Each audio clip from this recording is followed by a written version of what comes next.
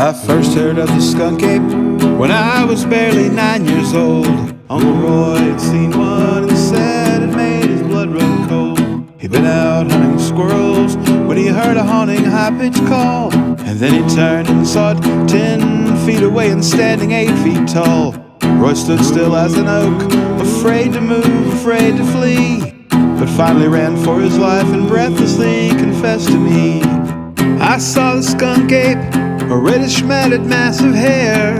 I smelled the skunk ape and couldn't wait to get out of there. I heard the skunk ape, his high-pitched wail froze me in place. I fled the skunk ape, but I'll never forget his gruesome face. That night I lay awake in bed, I couldn't even sleep a wink. I kept imagining the creature, its cry, its fur, its awful stink. Every shadow frightened me, every object on the shelf. But I knew I had to face my fear, I had to see this thing myself. I had to see the skunk ape, to wrap my brain around it all.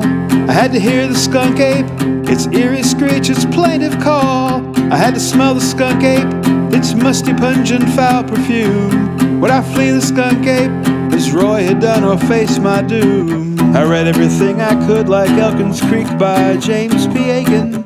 My fears did not abate, they just grew worse, and I was shaken. But still I knew what I must do, so one night I went with Uncle Roy out to his famous sighting spot that not a man would rise from the boy.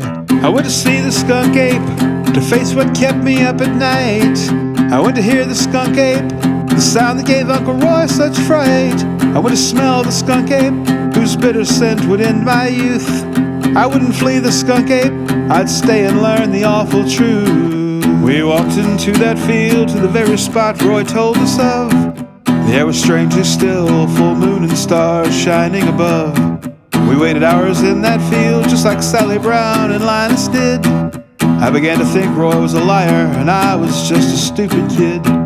We almost packed it in, but then the slightest breeze drifted our way, and on that breeze the foulest odor I had smelled up to that day. We stood there back to back, as out of nowhere it appeared, and what I saw that night burned in my brain and in my memory seared. I saw the skunk ape, smelled the skunk ape, heard the skunk ape scream. I peed my pants, didn't take a chance, I left Roy and split the scene.